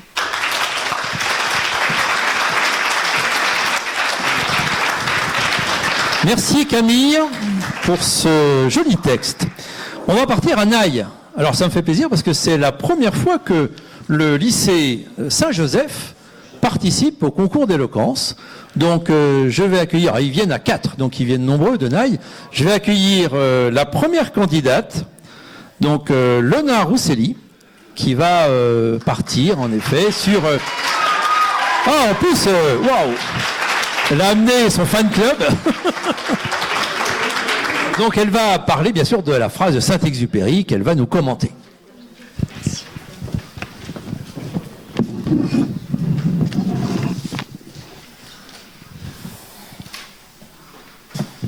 Bonjour. Si je diffère de toi, loin de te léser, je t'augmente. Cette citation nous amène à réfléchir à la différence et à ce qu'elle apporte à l'humanité. Nous ne sommes pas tous pareils. Il y a différentes cultures, différentes langues, différentes religions. Et bien sûr, toutes les différences physiques. Toutes ces différences peuvent parfois nous amener à rapprocher les gens ou à les éloigner. Elles nous font nous poser beaucoup de questions. Faut-il préférer une personne belle, grande, charismatique, digne, loyale, bienveillante, à une personne plus autoritaire, plus arrogante, plus petite ? Faut-il préférer une personne que l'on imagine normale à une personne en situation de handicap ? Mais qu'est-ce qu'être une personne normale ? Par rapport à quoi ? Par rapport à qui ? Personne ne l'est. Et tant mieux. Imaginez que l'on soit tous identiques. Cela serait horrible. Vous ne pensez pas ? On se rend compte que s'interroger sur les différences nous amène à réfléchir sur la notion de normalité. Comme le dit le Larousse, la normalité, c'est un caractère de ce qui est conforme à une norme. Être conforme à la norme, est-ce être comme la société le veut ? Même si le dictionnaire propose une définition, on voit qu'elle n'englobe pas tout ce que peut être la normalité, qui est pourtant bien difficile à définir. Tout le monde essaie de se rapprocher de cette normalité qui pourtant n'existe pas. Une normalité qui, malgré tout, diffère selon chaque individu, selon chaque culture, mais selon les différents endroits dans le monde. Les normes françaises sont différentes des autres pays. Comme par exemple en France, nous ne portons pas l'uniforme dans les lieux scolaires, sauf à quelques exceptions dans certains établissements qui l'exigent. En revanche, en Angleterre, tous les élèves portent l'uniforme, et pour eux, cela est une norme, et ils n'y voient aucun inconvénient. Et comme le dit Joanne 10 ans, lorsque la différence sera la norme, alors les hommes vivront en paix. La plupart des gens essaient de gommer les différences pour que l'on soit tous identiques. Dès qu'il y a des différences, cela pose problème. Un premier exemple, l'Iranienne Mahsa Amini, qui était assassinée pour le non-respect du port du voile dans son pays. Et aujourd'hui, tous les morts qui ont suivi, pour une seule et même raison, pour défendre leurs droits. Que faut-il en penser ? Pour moi, une femme doit être libre de ses choix, si elle souhaite porter le voile ou non, et que cela reste simplement un symbole de la religion musulmane, et non pas comme une obligation de l'État iranien. Un autre exemple. Dans mon lycée, la différence est aussi très présente. Au niveau des élèves, de notre caractère, de notre façon de penser, de nous exprimer, de nous habiller, les marques que l'on porte, les vêtements et plein d'autres de différences encore. Lorsqu'il y a trop de différences, il peut y avoir des sanctions de la part des adultes, comme par exemple si un élève arrive au lycée avec des tongs ou avec les cheveux colorés. Les différences peuvent aussi aboutir à une exclusion de celui qui n'est pas comme les autres. Dans ce cas, la différence ne nous augmente pas, elle nous lèse. Il n'est jamais en effet facile de se retrouver mis à l'écart à cause d'une différence. Par conséquent, cela peut causer un isolement et une mise à l'écart des élèves, voire des moqueries, et même du harcèlement. Entendez-vous cela ? Du harcèlement ? Trouvez-vous cela normal ? Moi non. Prenons l'exemple que nous avons bien évidemment tous en tête. Dans le film de James Cameron, le Titanic, Jack a bien réussi à séduire Rose, alors qu'ils étaient d'une classe sociale bien différente. Rose venant de la bourgeoisie et Jack d'un milieu populaire. Ils n'auraient jamais dû se rencontrer. Néanmoins, ils vont réussir à vivre leur histoire d'amour secrètement. Il n'y avait pas beaucoup de chances qu'ils se rencontrent, car en effet, ce paquebot pouvait accueillir plus de 2200 personnes. Leur chance de se croiser dans les différentes classes, leurs différentes classes sociales étaient logées à différents étages. Donc leur chance de se croiser et de tomber amoureux l'un de l'autre était extrêmement faible. Toutefois, leurs différences ne les lèsent pas, bien au contraire, elles les augmentent, car l'un comme l'autre ont accès à des lieux où ils pourront se retrouver en cachette et vivre leur idylle. Mais aussi dans un passage du film, Jack emmène Rose dans une des cales du paquebot, où une grande partie du milieu populaire se retrouve pour danser et s'amuser. Ce film est la preuve que les différences sont difficiles à accepter par les gens et la société, que ce soit à l'époque ou encore aujourd'hui. Revenons à l'exemple. Rose va se mettre à danser dans la cale du paquebot où la 3e classe se retrouve. Rose va se mettre à danser à sa façon, qui est une danse un peu différente de celle en 3e classe. Mais grâce à leurs différences sociales, cela permet de découvrir de nouvelles danses. On voit pourtant que Jack et Rose ont pu tomber amoureux l'un de l'autre et que leur différence n'a pas été un obstacle. Elles ont au contraire renforcé leur amour. Cet exemple nous a apporté une belle leçon. On voit pourtant que nos différences nous permettent de nous questionner, de réfléchir, de nous remettre en question, d'évoluer et bien sûr d'avancer. Nos différences nous permettent comment pourrions-nous nous construire si nous étions tous identiques et conformes à la même norme?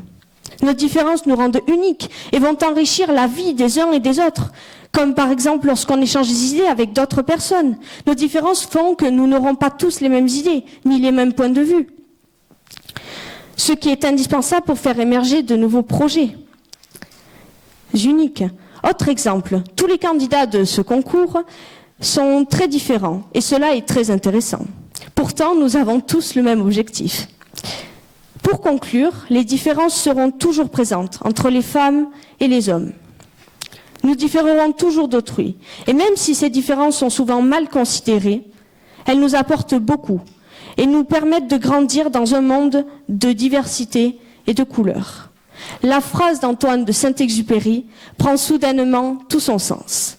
Lorsque je diffère de toi, loin de te léser, je t'augmente. Merci de m'avoir donné la possibilité de m'exprimer aujourd'hui devant vous.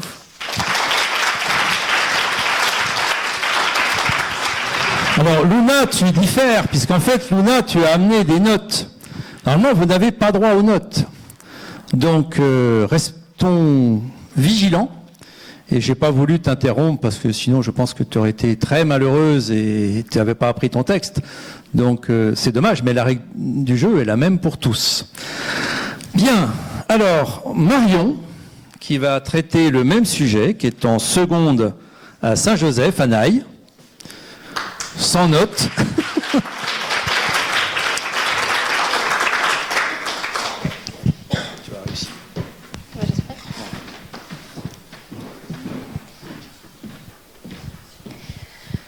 Bonjour à tous. Avez-vous déjà entendu parler de Quasimodo, plus connu sous le nom de Bossu de Notre-Dame, et de Esmeralda, la gitane venue à Paris? L'homme est-il un monstre ou le monstre un homme? Dit Victor Hugo. La différence fait peur. Est-elle un danger pour l'humanité?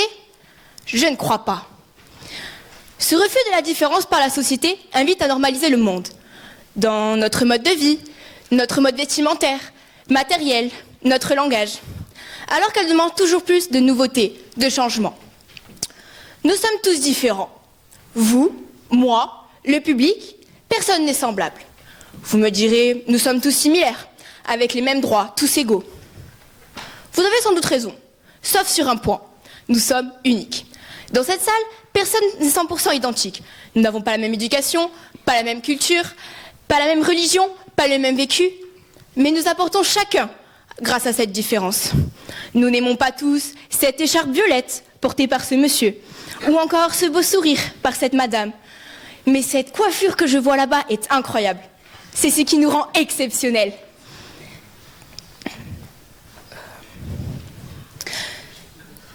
Je sais plus. Putain, ça fait peur.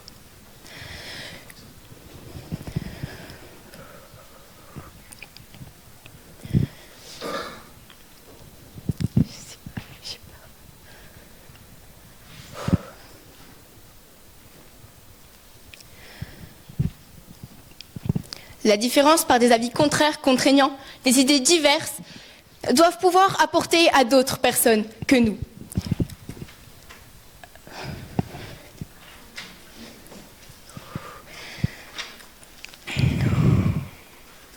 Désolée.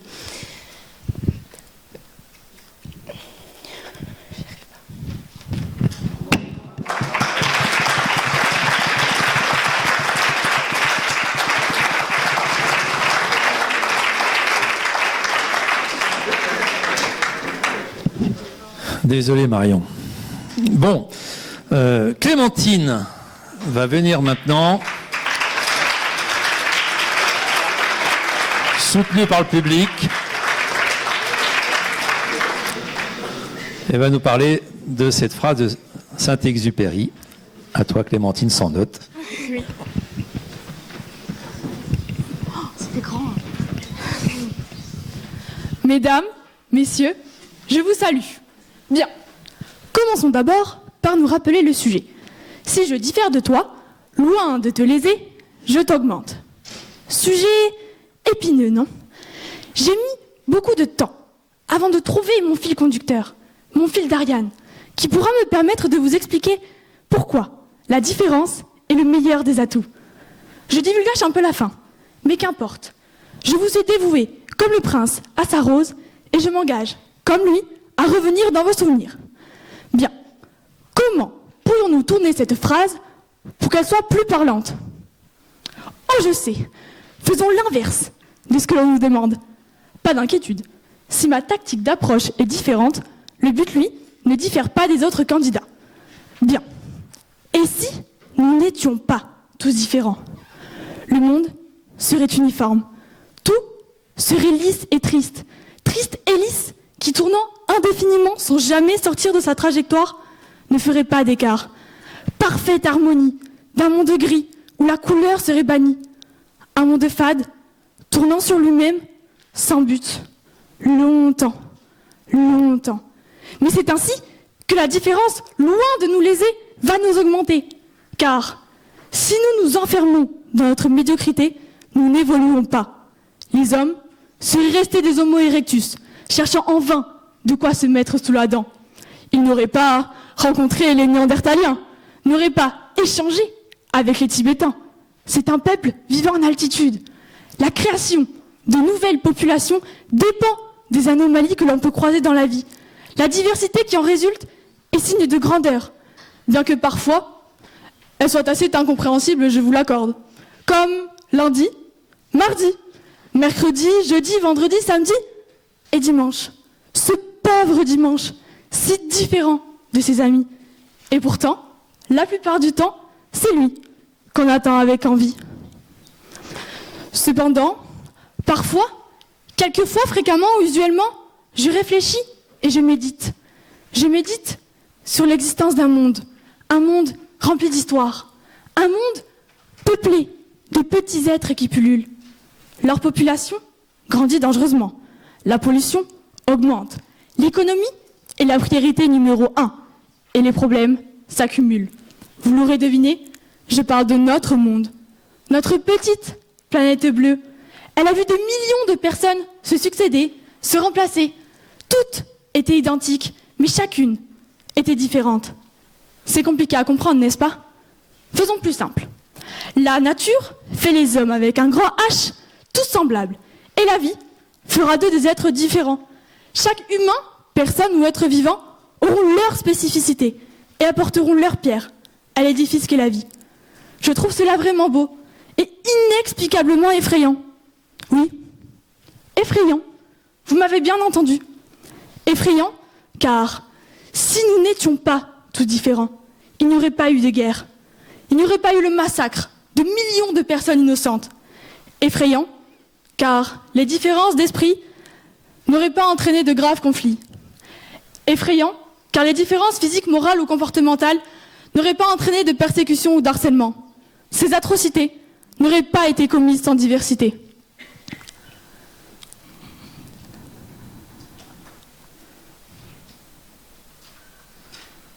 Comme le dit Hobbes, l'homme est un loup pour l'homme.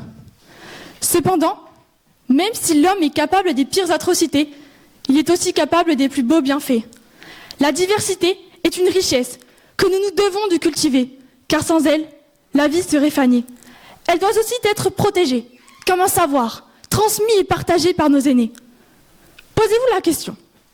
Si nous n'étions pas tous différents, serions-nous tous ici réunis aujourd'hui pour nous transmettre notre savoir?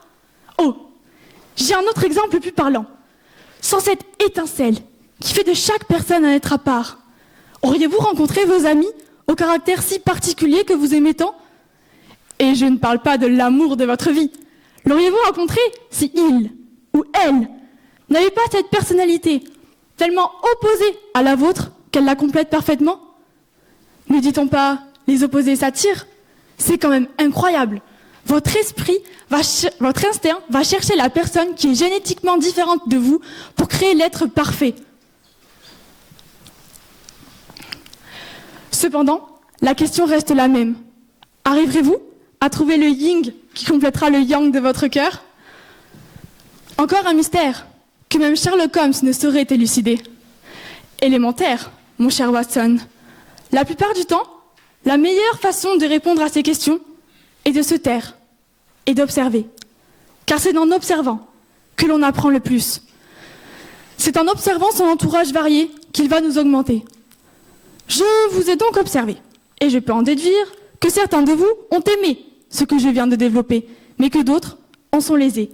Vos réactions diverses m'ont appris quels sont les points faibles et forts de mon développement. Et pour ça, je vous en remercie.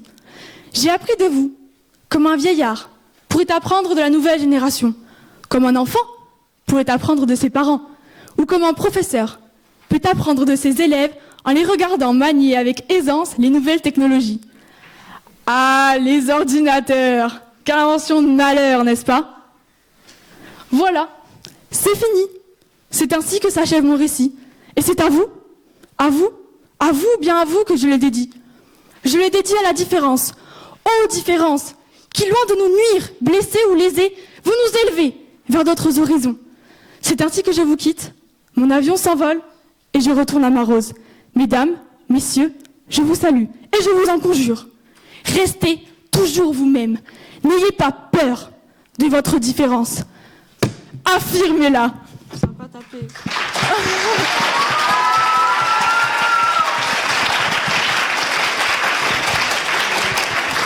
Bon. À l'applaudimètre, Clémentine, tu es la première. Hein. Alors, dernier candidat, Iban Labéry.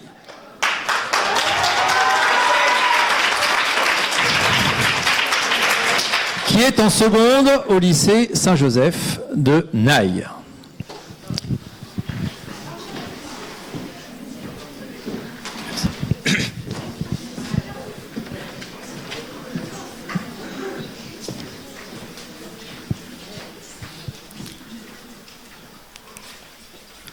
Nous sommes tous différents. Pourquoi? Peut-être parce qu'on n'a pas les mêmes parents, qu'ils ont été là ou transparents. Peut-être que notre ADN est différent, d'origine algérienne ou irakienne, mais nous venons tous de la réserve ovarienne. Qu'est-ce qui nous sépare? La façon de concevoir ou notre façon de percevoir? La société est enflée de minorités qui, petit à petit, se détachent de la majorité. Souvent perçues comme un méfait, mais quel mal est fait? Tu pourrais te croire normal, mais le tonal, lui, te trouve anormal. Qu'est-ce qui est banal? Que tu pries au Taj Mahal ou que tu te confesses au cardinal? Peu importe ta religion, tu subiras réclusion. Où est la clé? Vous, dans l'assemblée, peut-être que vous l'avez. Alors si oui, où la glisser? Nul ne le sait. Ta différence peut être marquée par ta couleur, qui peut te faire ressentir des douleurs. Loin des douceurs, petit à petit, s'éteint la lueur. Et maintenant, si on se pose la question, et si on était tous pareils, sans oiselles, partisans de Babel ou cartel, un monde sans défaut, là où tout est faux, là où un Dieu est glorieux mais pas deux, plus de millième dilemme si tout le monde est ton idem, plus la peine de voyager, découvrir de nouveaux contrées.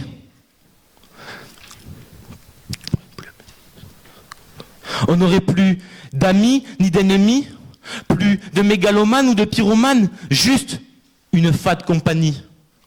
À quel pieux s'assoupir là où tout est ennuyeux. Un monde fade, d'humeur maussade, de couleur terne, il s'éteint petit à petit, comme la lanterne.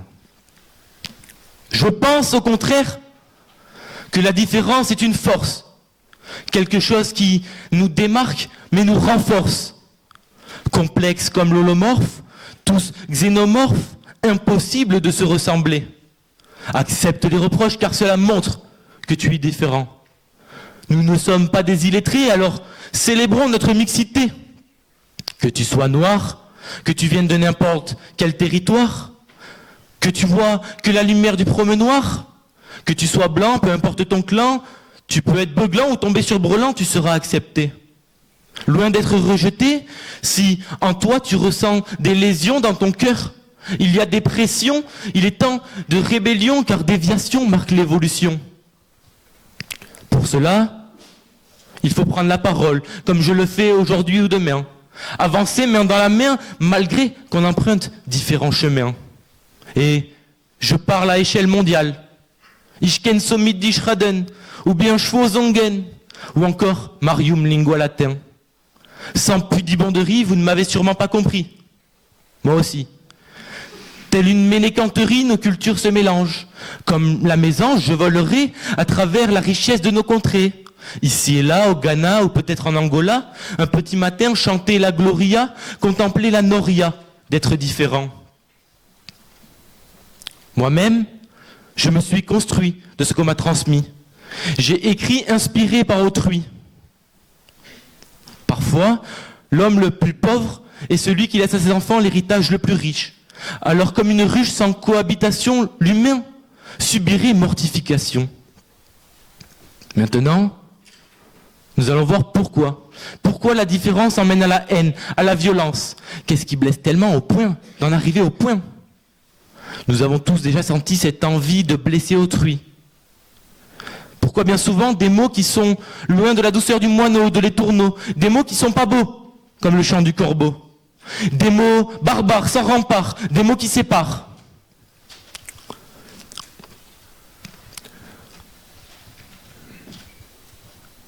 Vous me direz, mais qu'est-ce qui blesse le plus, au point d'être perclus? Peut-être frappé, torturé, enfermé. Mais non, la vérité est loin de là, vous vous trompez jusque-là. La plus belle des armes est sûrement le stylo. À travers les lettres vont naître des mal-être, ce sentiment qui te touche pas physiquement mais t'étouffe mentalement, totalement légalement. Les mots heurtent, les mots offensent, les mots contournent les barrières de la défense, tes idées ne seront plus de la clarté de jouvence.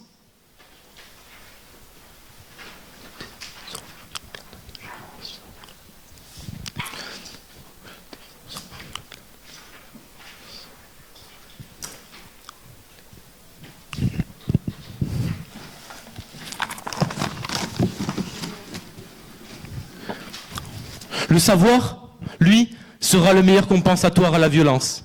Si tu maîtrises l'oratoire, tranchant comme le rasoir, de la subtilité du roitelet huppé à la dextérité de l'aigle botté, ton dicton fera perdre la diction. Sans un mot, il restera comme le moineau du Japon. Si tu vis d'animosité, tu finiras chapon.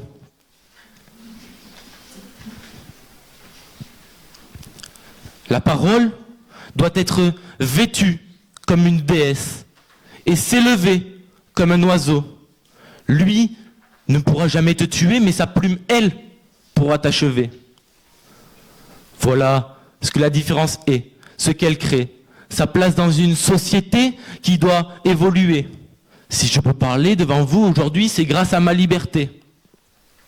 Et je le dis haut et fort, j'utiliserai pas le si de Saint-Exupéry, mais le parce que de Ibn Labeiri. Alors, parce que je diffère de toi, loin de te léser, je t'augmente.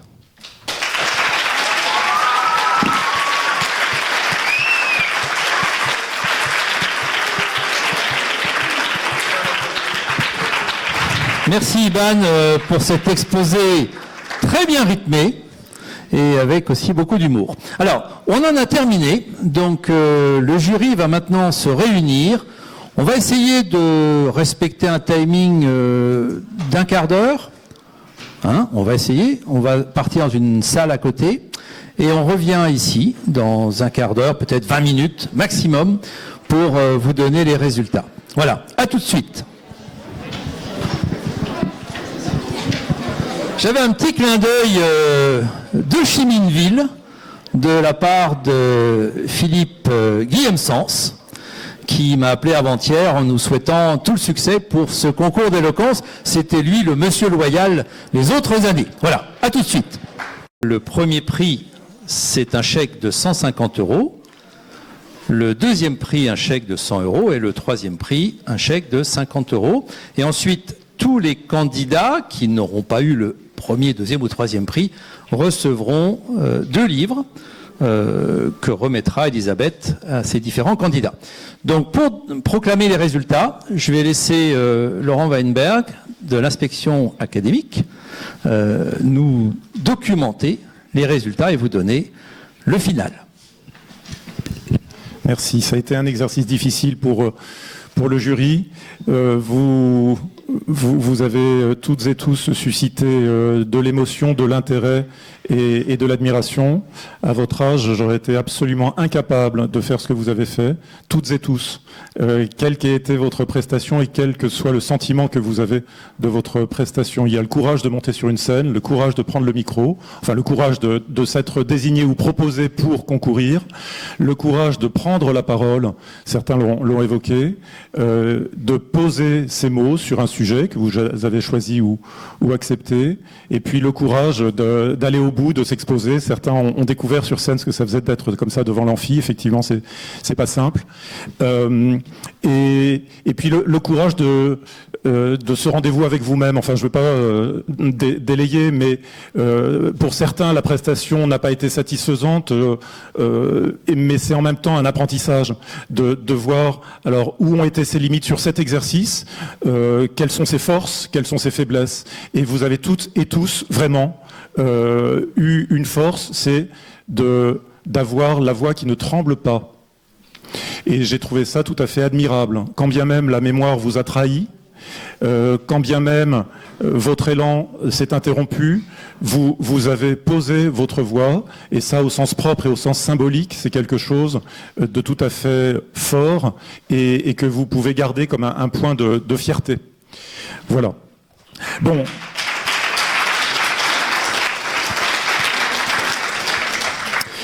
Maintenant, c'est la partie cruelle du jeu, c'est que certains gagnent et pas d'autres. Alors, 3 vainqueurs. Le jury a souhaité avoir une mention spéciale pour une 4e personne, donc qui ne fait pas partie des 3 lauréats, mais qui néanmoins nous a semblé mériter d'être distingué. Dans nos critères, on a examiné le fond, on a examiné la forme, la capacité à poser une argumentation, la capacité à transmettre quelque chose. Bref, la mention spéciale revient à Clémentine Robert.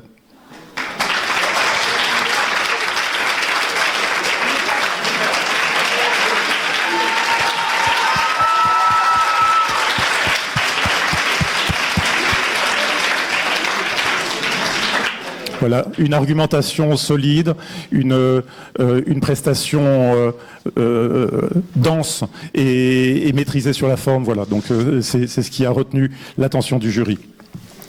En numéro 3, nous avons retenu la prestation de Anne Majesté Labourdaine, qui peut venir sur scène pour recevoir son prix.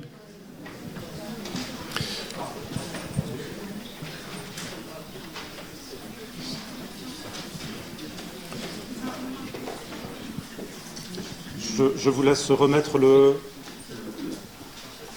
Alors je crois que la coupe va revenir à votre établissement pendant 1 an. Non, c'est la troisième. Ah non, alors c'est pas la coupe, excusez-moi.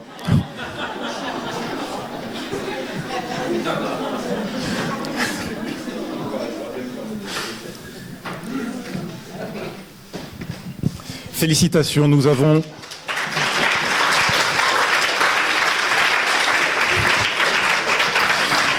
Nous avons apprécié l'équilibre entre l'émotion extrêmement tenue, mais qui a percé à un moment, et le raisonnement sur un sujet qui est délicat.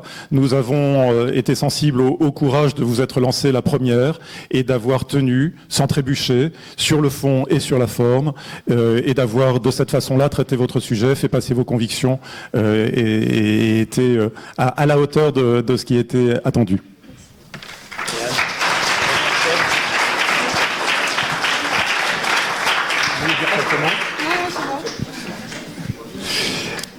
Nous avons retenu pour le deuxième prix, qui n'aura donc pas non plus la coupe pour son établissement, mais qui aura quand même un prix, la prestation de Johan Lalande.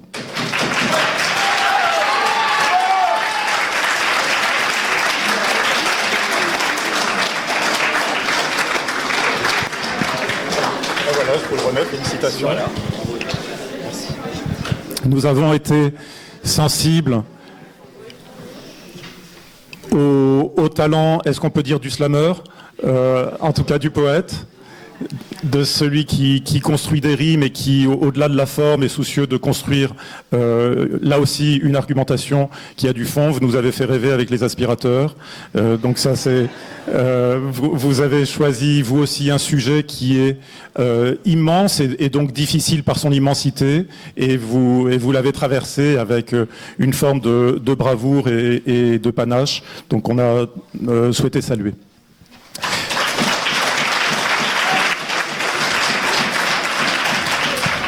Et enfin, nous avons retenu pour le premier prix, avec la coupe, mademoiselle Aya Lakab.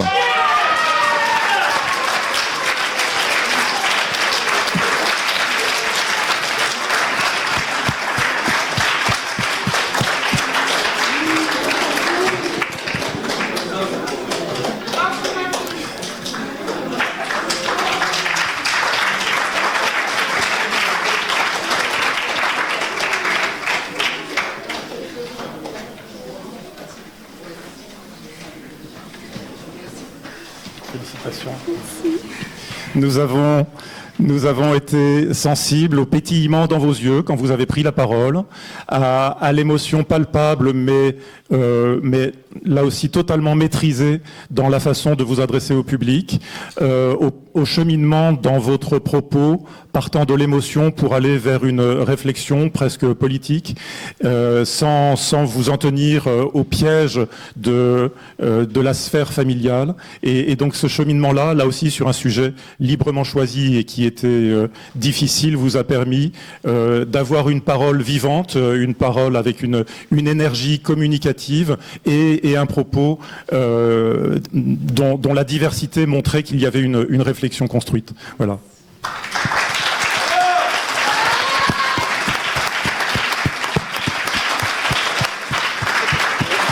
Oui, voilà, très bien, merci. Merci à tous et à toutes pour cette participation. C'est un grand cru, cette 31e édition du concours d'éloquence. Vous avez donc, pour tous les autres candidats qui ne sont pas sur la scène, vous avez donc des prix qui vous attendent, donc des livres, et puis un certificat, en effet, une attestation de participation au concours d'éloquence. J'espère que ça vous a donné envie de continuer à participer à ce type d'exercice. En tout cas, je suis aussi admiratif que l'inspection académique sur votre calme, votre sourire, votre façon d'aborder la vie en étant en première ou en terminale. Je trouve que c'est une belle leçon que vous nous donnez à nous, les anciens. Bravo en tout cas et bonne soirée à tous.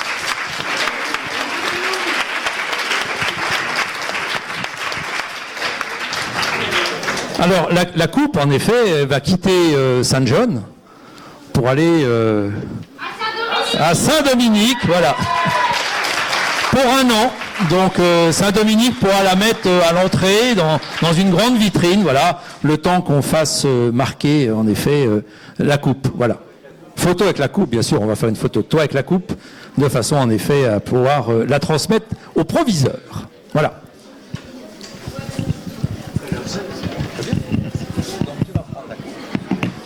Essayez de la porter. Elle est très lourde.